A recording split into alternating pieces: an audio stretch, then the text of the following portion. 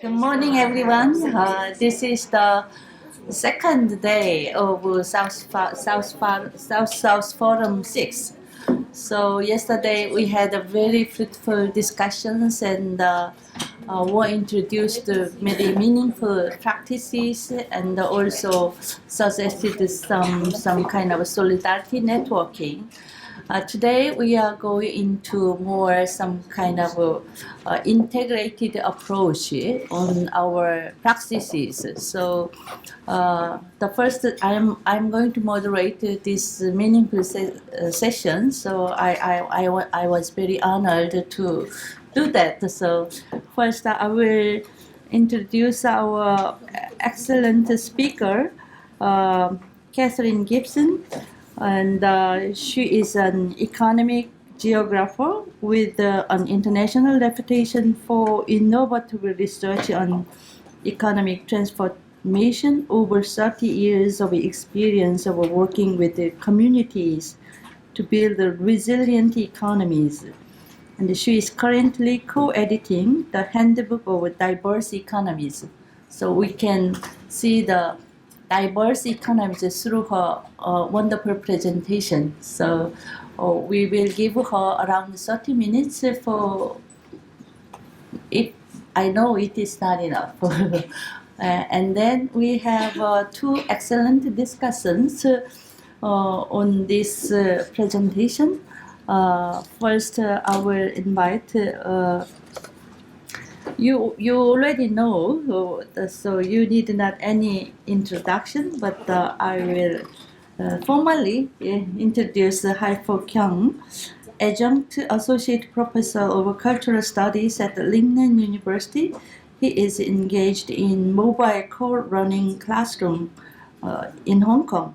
His research interests cover cultural economics and education. So he is going to do not only discussion but also impress his ideas also. And because it is global, we are going to have another excellent discussion from Brazil, and Ana Terralais. She is the militant of the Landless Workers Movement, MST, working especially with the production, cooperation, and environment sector. And she has a PhD degree in geography and agronomy also. And also she did a lot of research and practice in this area. Working mainly with a theme related with the public policies, social movement, and the labor relations. And also, Aline Christian Piba will help us to understand her Portuguese discussions to us. So, in that sense, we can communicate in spite of our barriers on language. So, we will start with Katherine. Well, thank you very much for that warm welcome, and thank you, Kin Chi, for inviting me to address the forum. And I know she's been trying to get me to come.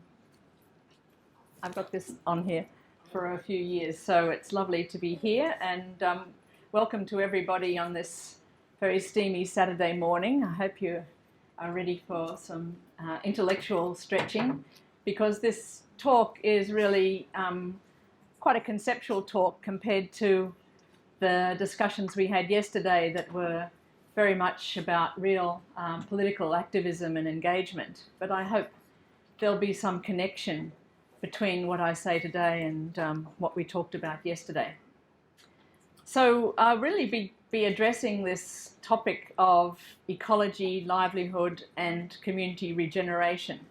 And I guess I'm going to be trying to argue that community regeneration means thinking about community as an interdependence between humans together, but also between humans and the non-human world. So I'll be trying to extend the idea of community to encompass the more than human, in other words, the non-human world. And I'm very interested in hearing your experiences, particularly the participants who are involved in rural reconstruction, where, as Professor Wen mentioned last night, rural people are very engaged with nature, with ecological practices and ecological rhythms. So I'm very interested to see whether what I'm talking about has resonance with the work that you're doing. So the starting point really for this talk is this very worrying disjuncture between economy and environment. The hyper-separation of humans from nature that has occurred in industrialized societies over the past 200 years. This hyper-separation has reduced the ability of humans to be affected by the non-human world. And this inability to be affected and to be able to respond and read and care for the non-human world is now threatening the livelihood of all living systems in the world.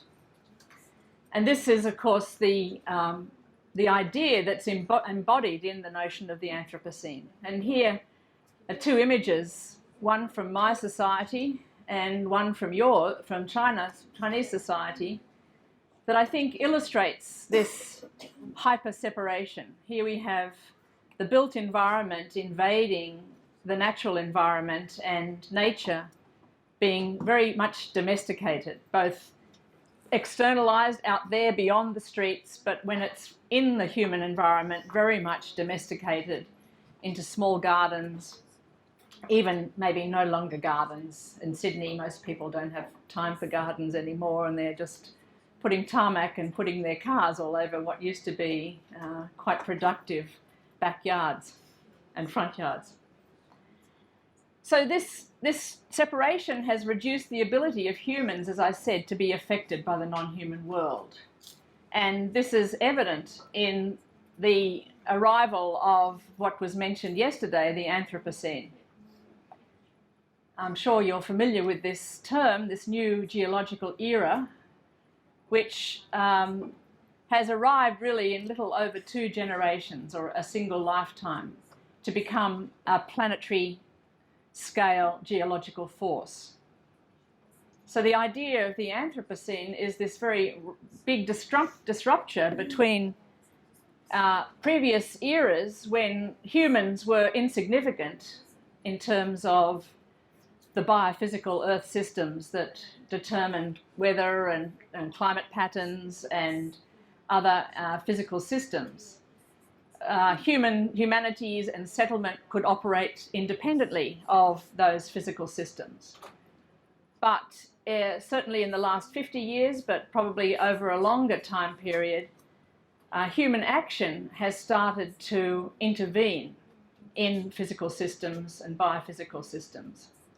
So now we've reached the point where many biophysical indicators have clearly moved beyond the bounds of Holocene variability. And the Holocene, the long summer, was that period in which human settlement and agriculture was able to flourish.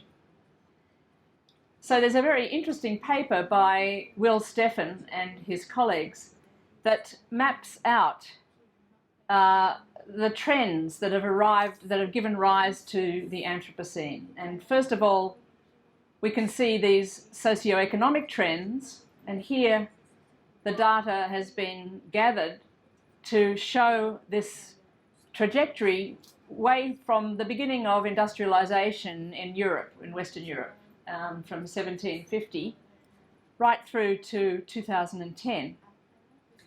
And you'll notice the exponential curve, this incredible upswing that has happened in 1950.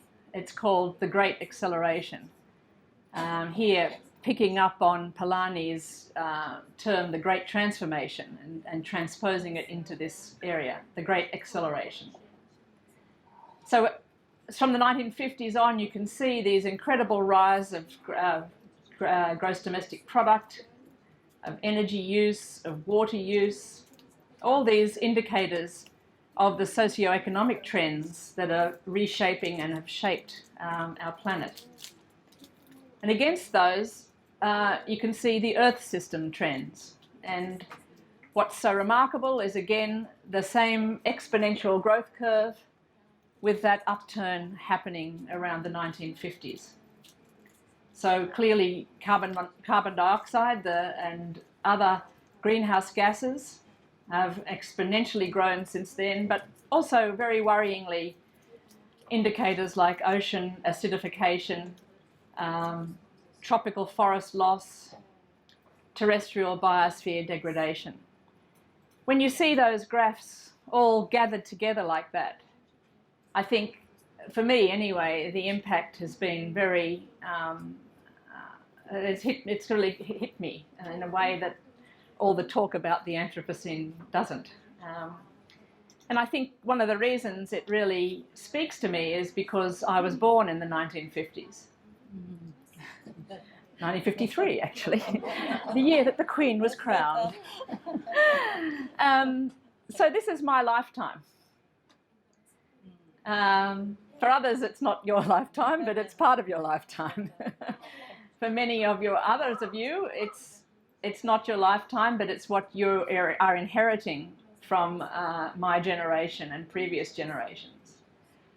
So it's a very worrying scenario, and it's something that we need to really think about in terms of, we are intellectuals, we are researchers, we are the people that can reflect on this and ask ourselves, what is it that's led to this? What kind of thinking and practice has led to this, and what can we do about it?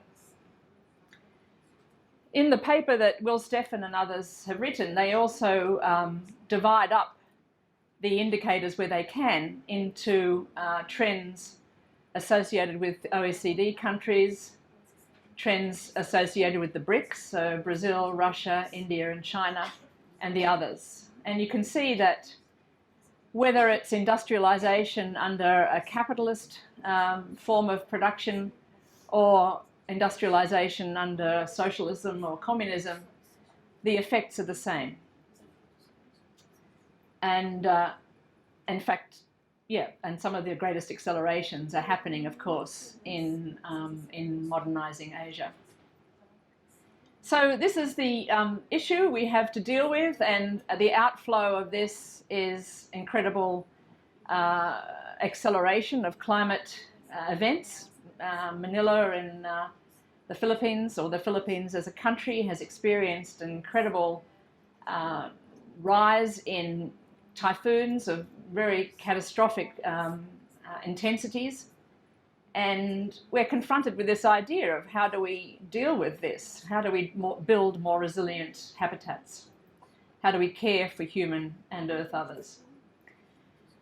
And I'm very, again, awakened to the call of the eco-philosopher Val Plumwood, an Australian feminist who died in 2008. And she wrote just before she died, if our species does not survive the ecological crisis, it'll probably be due to our failure to imagine and work out new ways to live with the earth, to rework ourselves and our high energy, high consumption and hyper-instrumental societies adaptively. She said, we'll go on in a different mode of humanity or not at all. So that's a pretty drastic statement, and I think it's something that awakens us all. Another thinker, Tony Frye, who's a design theorist, has argued that yes, we are at the end of the Enlightenment. Yes, we might have moved into the age of stupid, but actually what we need to be doing is bringing into being the sustainment, a very different kind of era, where we need to comprehend that human development to date has been bonded to an ever-increasing condition of unsustainability, whereby human progress has negated all the related conditions of our dependence. So he's arguing for this need to reacquaint ourselves with the relationship between economy and ecology. Lastly, on the Anthropocene, I don't want to feel too depressed, and I want to also heed the call from Dora Herrick, a feminist theorist and scientist or science thinker, who wrote that the Anthropocene marks severe discontinuities.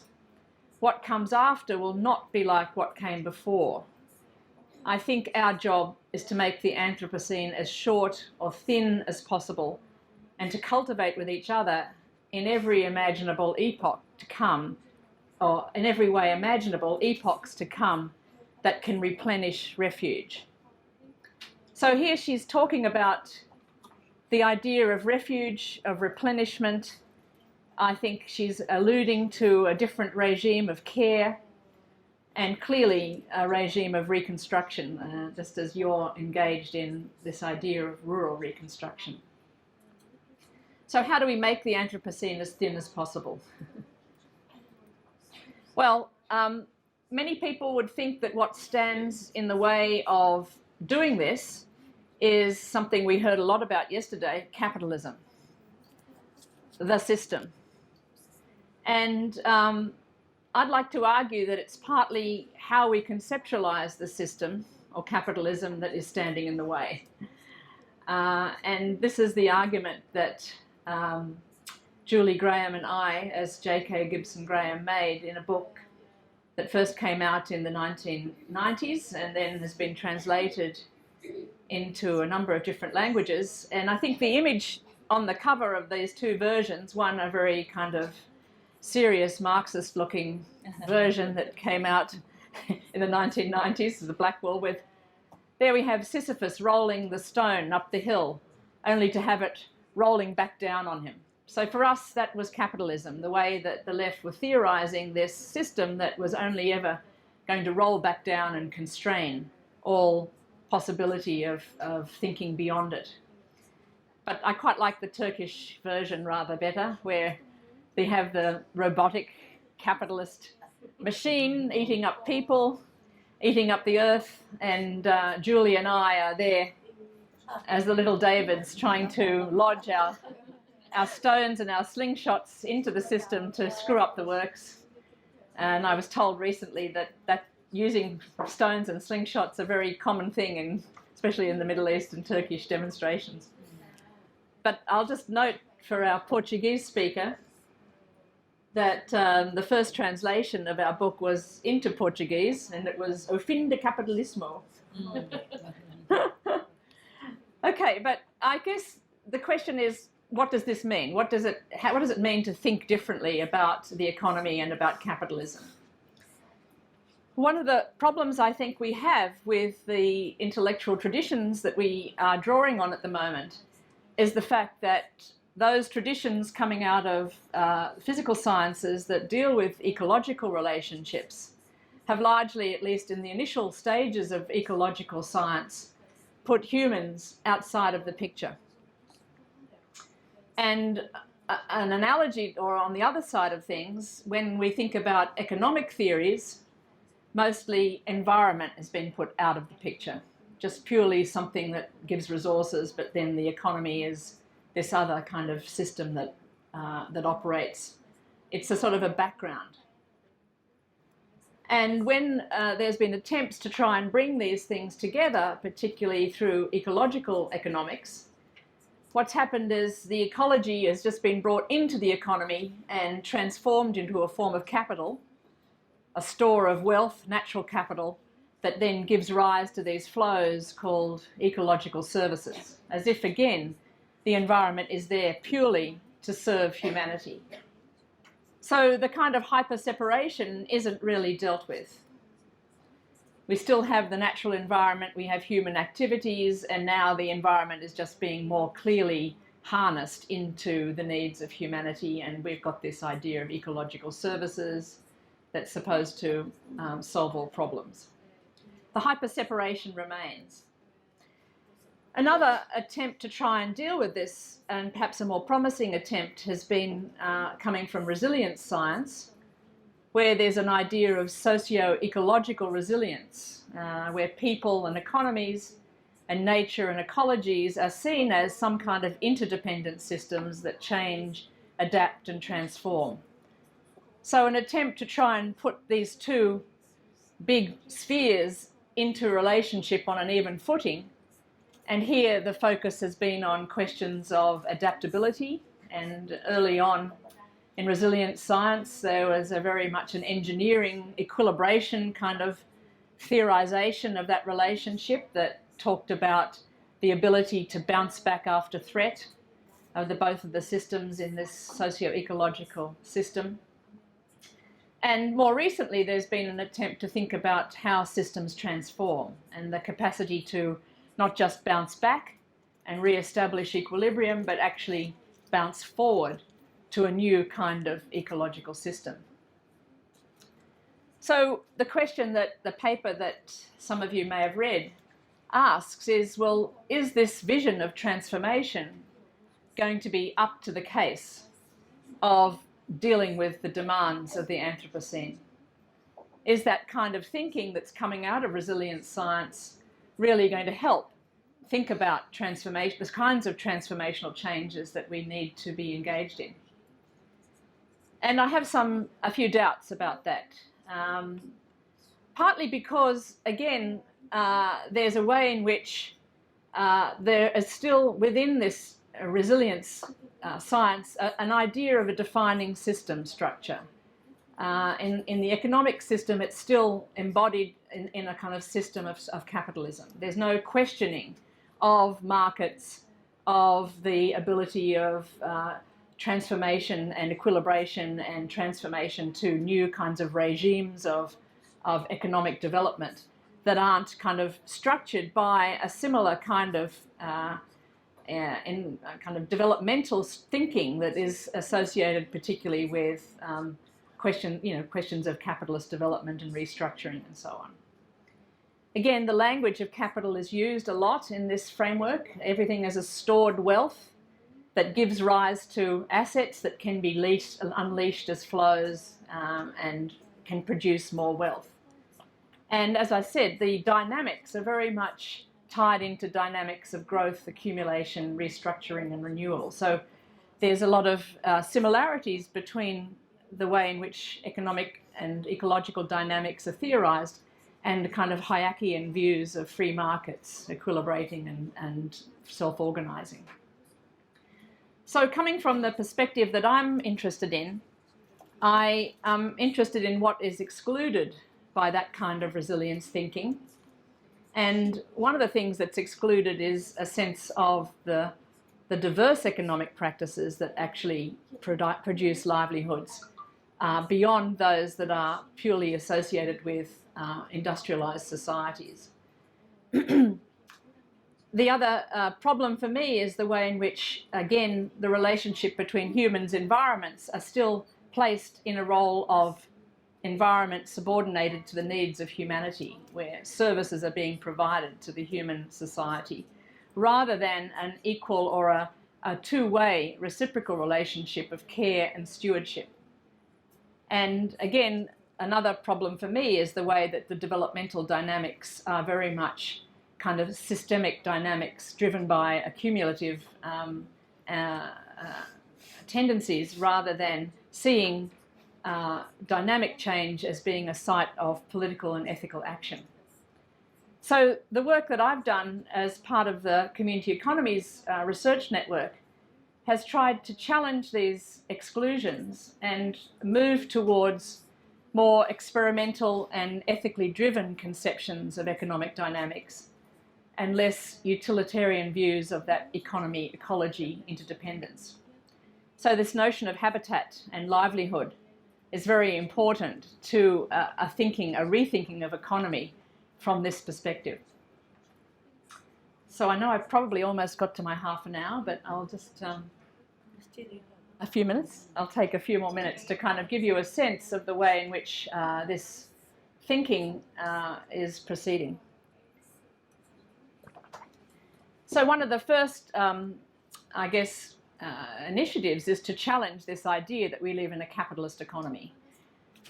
or that what is producing livelihoods is dominated by capitalist relations of wage labour, production of commodities for markets in mainstream business, whether it's capitalist, private capitalist or state capitalist business.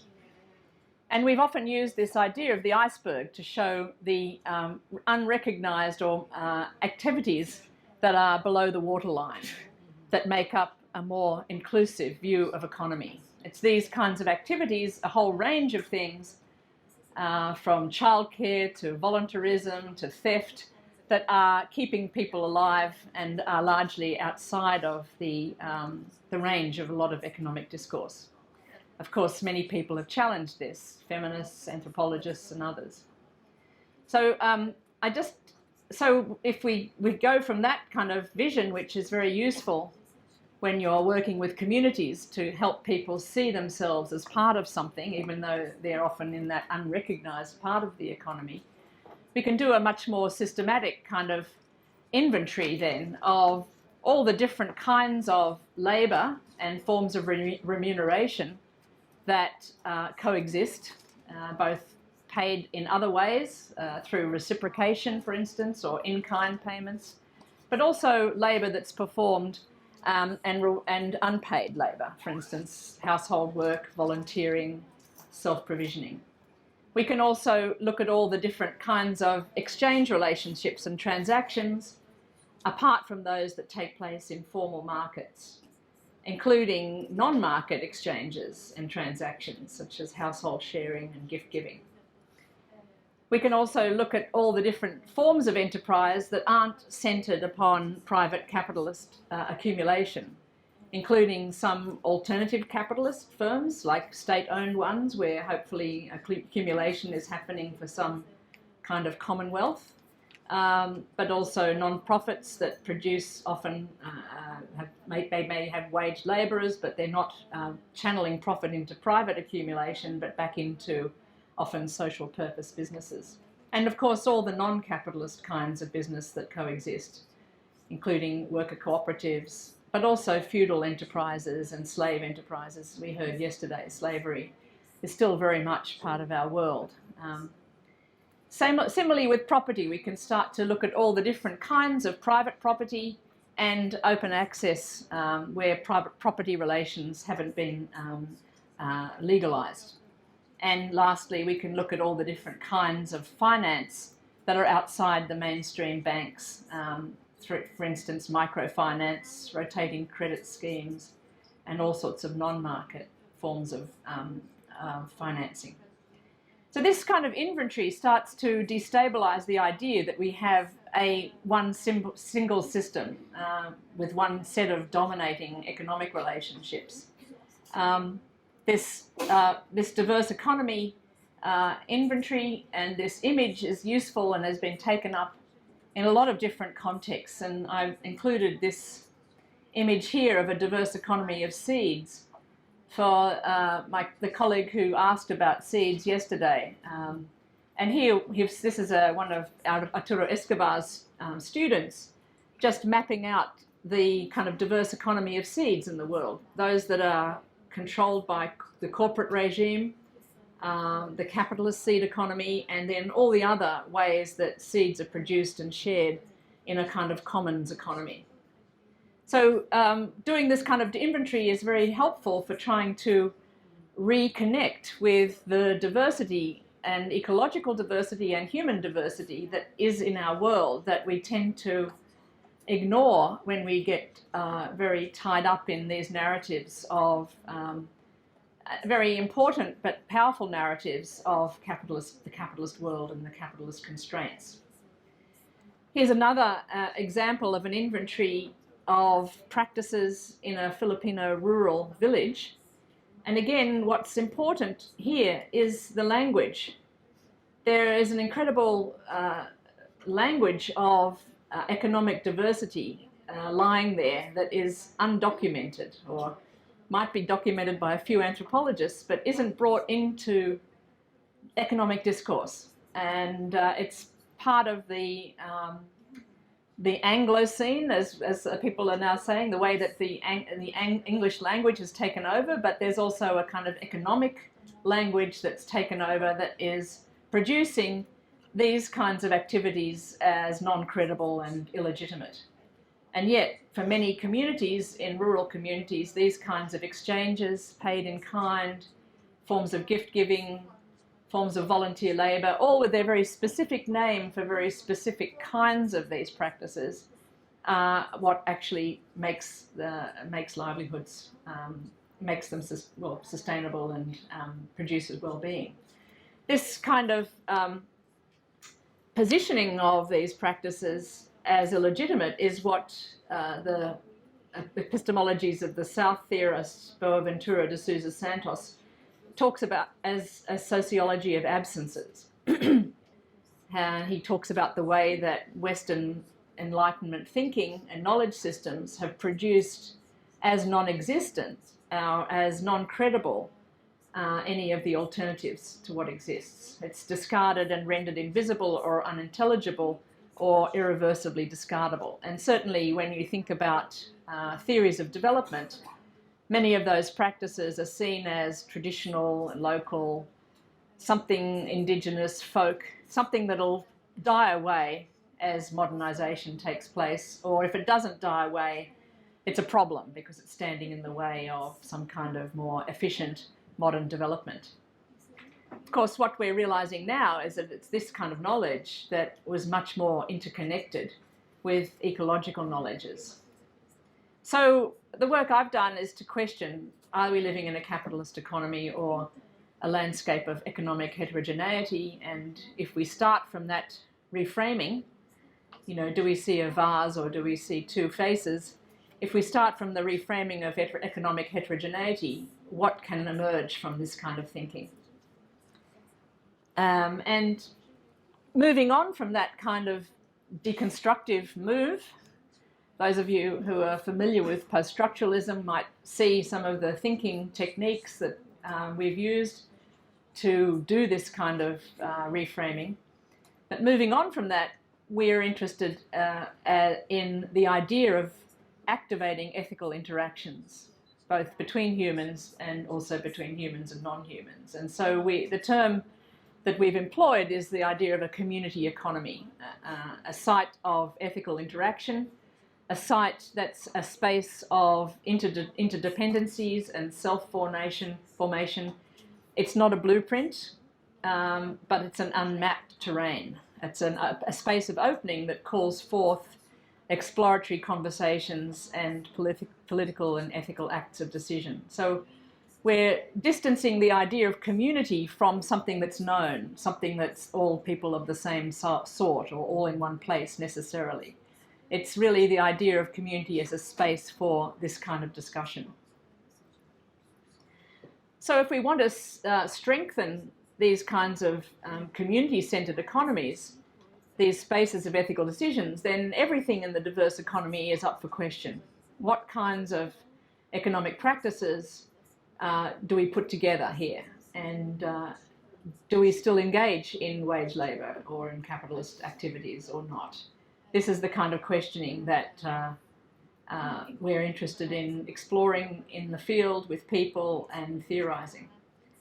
So in a more popular book that I wrote, started writing before Julie died in 2010 and wrote with my colleagues Jenny Cameron and Stephen Healy, we outline some ways that we can start to move away from the concerns of work or labour and business and enterprise, markets, property, finance and consumption, where many of us are hailed as economic subjects who want to earn more money or make more profits or get things cheaper or get more returns on our investments or make more killing in the property, in the financial markets and so on. We move away to thinking about, why do we work? Well, we work to survive. How do we survive well together in the earth?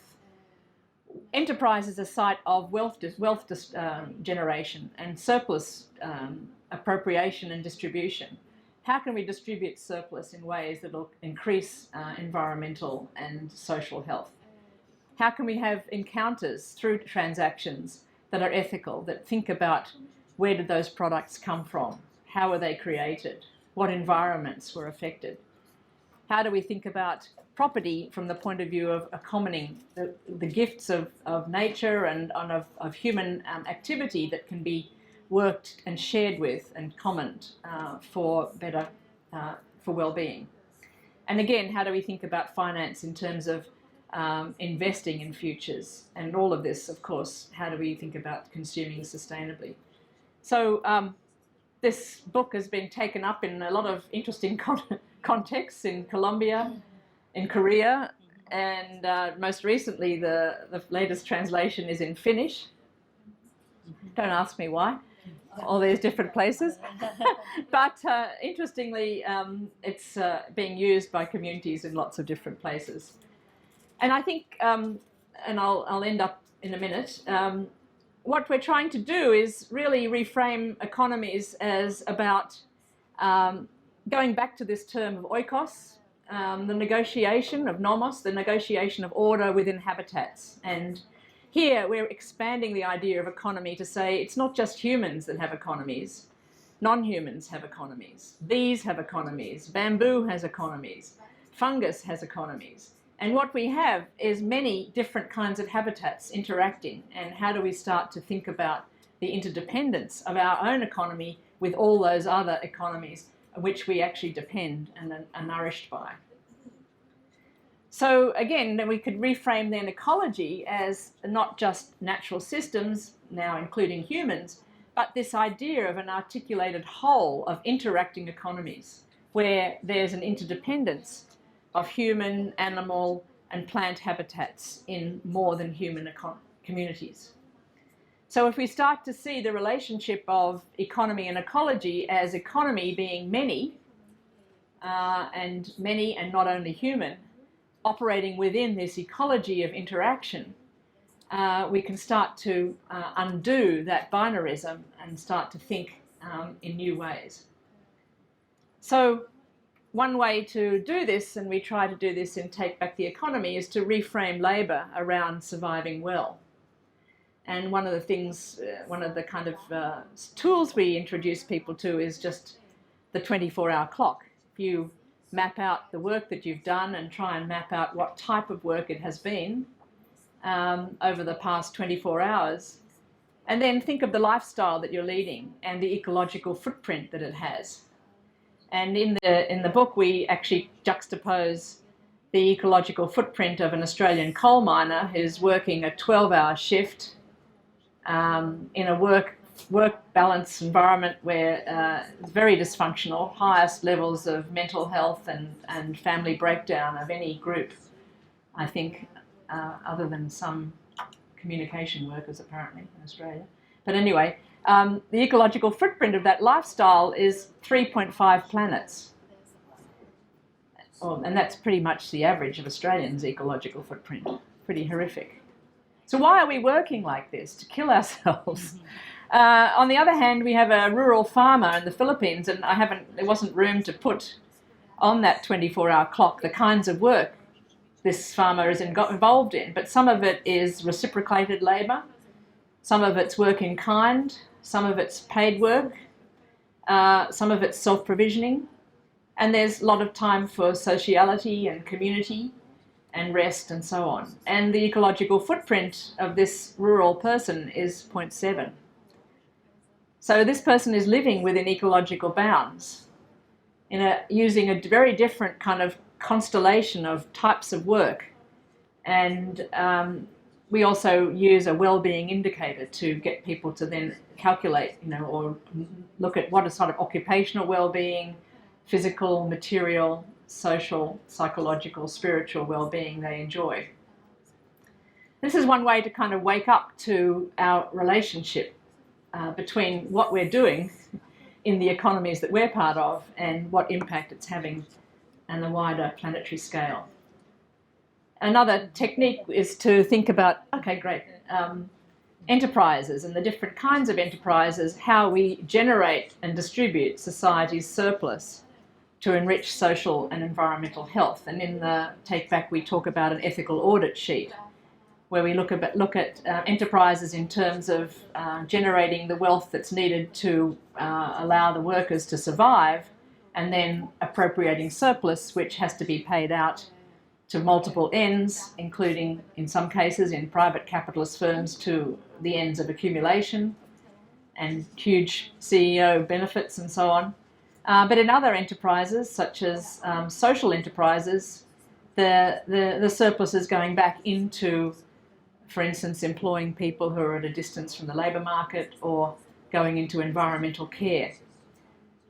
So there are many different ways in which enterprises are organising their wealth generation and distribution. And clearly we'd be interested in seeing more of that surplus going towards wider social and environmental health. And many of the developments at the moment, the worker cooperatives, the takeover of firms, say in Argentina, is really about trying to redistribute the wealth in those enterprises back to the workers and to the wider communities in which they're a part.